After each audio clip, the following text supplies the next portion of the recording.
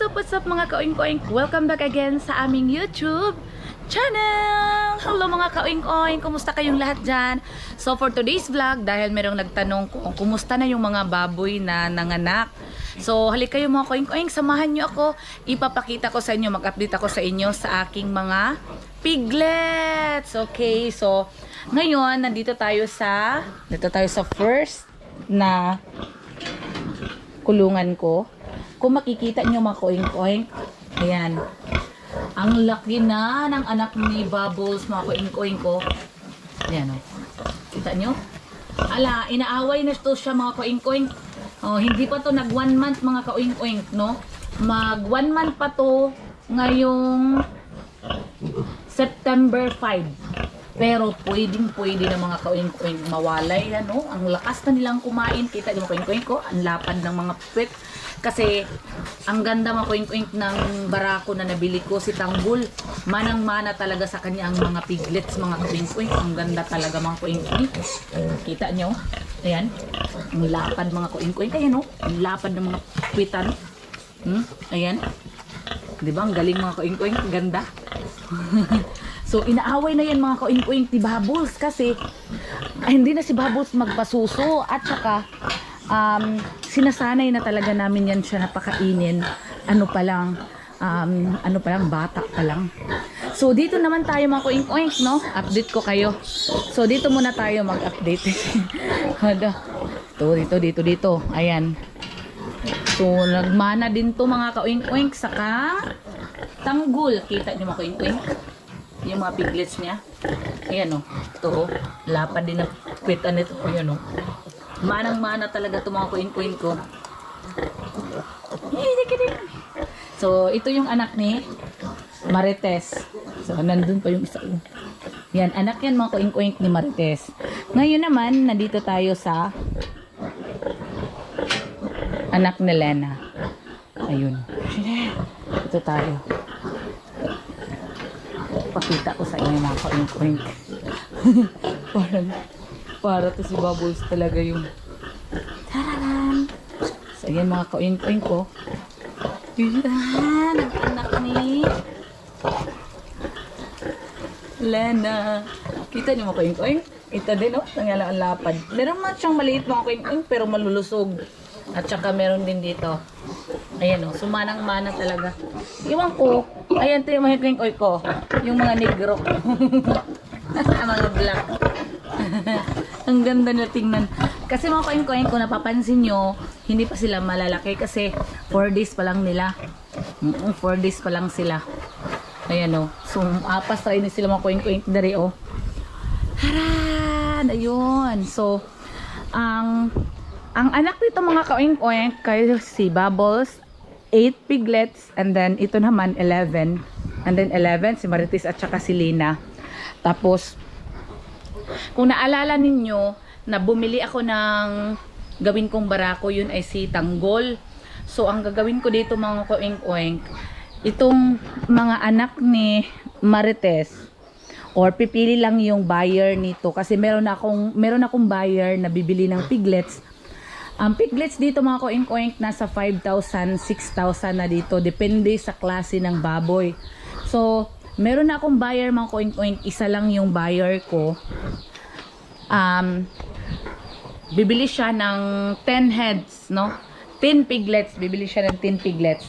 So, ibibinta ko yung 10 piglets dito. And the rest is, yun ay aking palalakihin para sa December kasi masyadong dito mga koing-koing, hinahanap dito yung litsunin sa December. Tapos itong kay Bubbles naman, dito ako magkuha sa kay Bubbles ng gawin kong inahin mga koing-koing. Tapos mag-upgrade ako ng gawin kong inahin mga koing-koing kagaya sa mga lahi ni Tanggol kasi sobrang ganda talaga mga koing-koing. Ayan na si Tanggol oh. Kita niyo mga koing-koing? Oh, yung mga anak ni Tanggol, manang-mana talaga sa kanya. Yung mga anak ng inahin ko, manang-mana talaga, lalong-lalo na dito sa kay Bubbles. Dito sa kay Bubbles, ganda talaga mga koing-koing ko. Ganda ng mga baboy niya oh. Yan. So kukuha ako dyan 2 para gawin kong inahin. Tapos magbili din ako ng dalawa para gawin ko ding inahin mga kuing-kuing. Dahil ngayon, unti-unti na akong nagpapadami kay malaki talaga yung demand, mataas yung demand dito mga kuing-kuing ng piglets. Maraming mga customer na pabalik-balik, halos araw-araw pumupunta dito kung meron na ba akong mga piglets mga kuing-kuing kasi nag-post na ako nung nanganak, sabi ko hindi meron ng mga may-ari, kailangan mga kuing-kuing na mag-upgrade na ako ng aking gawing inahin kasi mas maganda talaga mga kuing-kuing kapag maganda klase na inahin ang anuhin mo, na biik ang bibilhin mo para gawing inahin. Ang ganda ng resulta mga kuing-kuing pagdating talaga sa sa mga anak. Oo, kaya kahit na mahal, bibilhin ko. Basta lang mga kuing-kuing makapag maiba naman yung breed ng aking mga kasi dito mga kuing-kuing crossbreed na tong yung akin dito Pero maganda naman to mga kuing-kuing, pero mas maganda talaga yung binilihan namin sa kay Tanggol. Kasi kung ang lahi ni Tanggol at saka kung makabili ako ng bagong lahi din, kung sila yung mag-match, ang ganda ng resulta ng mga piglets. Although maganda naman na yung resulta nito, pero gusto ko, kung gagawa lang din naman ako ng gawin kong inahin, bibinta ko na lang and then bibili na lang ako ng mas maganda pang breed. O, ganun yung gagawin ko mga kuing-kuing. So, halik kayo muna, samahan nyo ako. Okay. Dito, kung makikita ninyo, ayan, ito tour ko kayo. Meron na naman ako ditong large white. Ayan, dumalaga ko mga kuing-kuing. Ayan, dumalaga ko yan. Nakita nyo? Nag-start ng oh, yan. So, gagawin ko din tong inahin mga kaoing-oing. Ayan. Large white yan. Tapos, dito naman, ayan, makikita nyo dito mga kaoing-oing ko. Sa kabilang building, andyan yung mga manok. Silipin natin. Ang dami ng eggs. Ayun ang mga kaoing-oing ko. Okay, so, dito tayo mga kaoing-oing. Ayan. Okay. Meron na naman akong ipapakita sa inyo na another na naman na gagawin ko inahin. Ayan dumalaga yan siya. Black yan. So, nag-start ng namaga yung ari niya. And then, pinatabi-tabi ko na sa kay Tanggol para maanuhan na siya mga kuing-kuing para mabilis lang maglandi. Ayan. Kita nyo? Oh.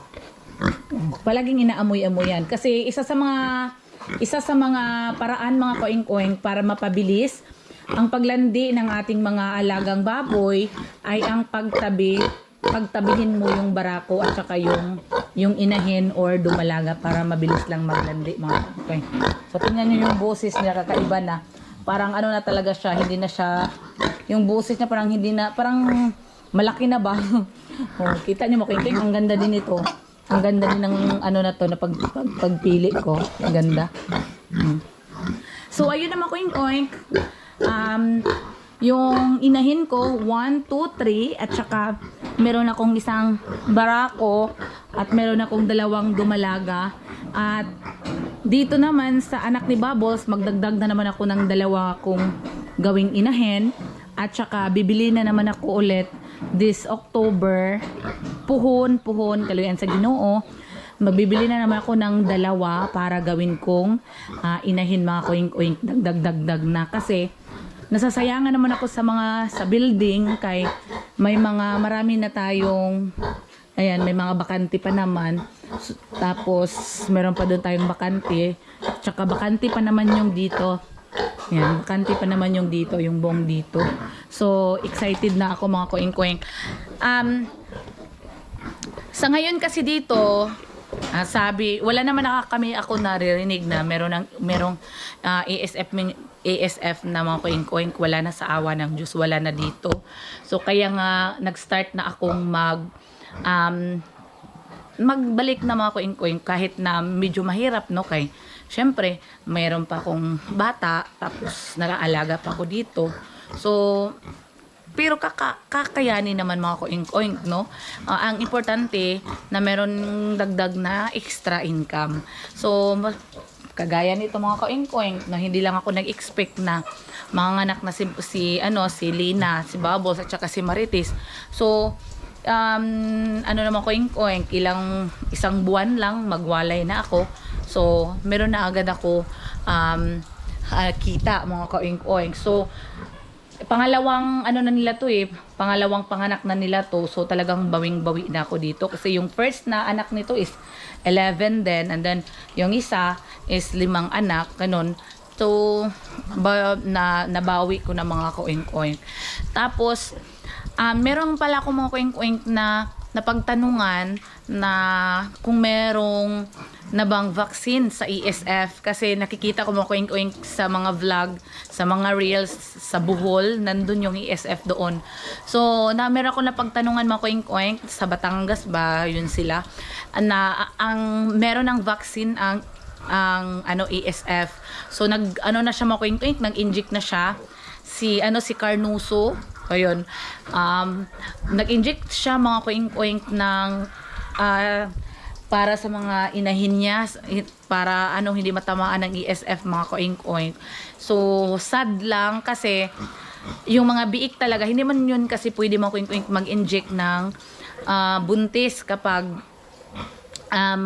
hindi pwede mag-inject ng para sa ESF kapag buntis kasi may tendency na mamamatay yung mga biik, ayun. So totoo nga talaga mga ka-oink-oink na hindi siya pwede para sa buntis. Pero ang ginawa ni Carnoso ay di bali na lang na parang sugal na lang ba, ang importante na yung mga inahin niya ay safe.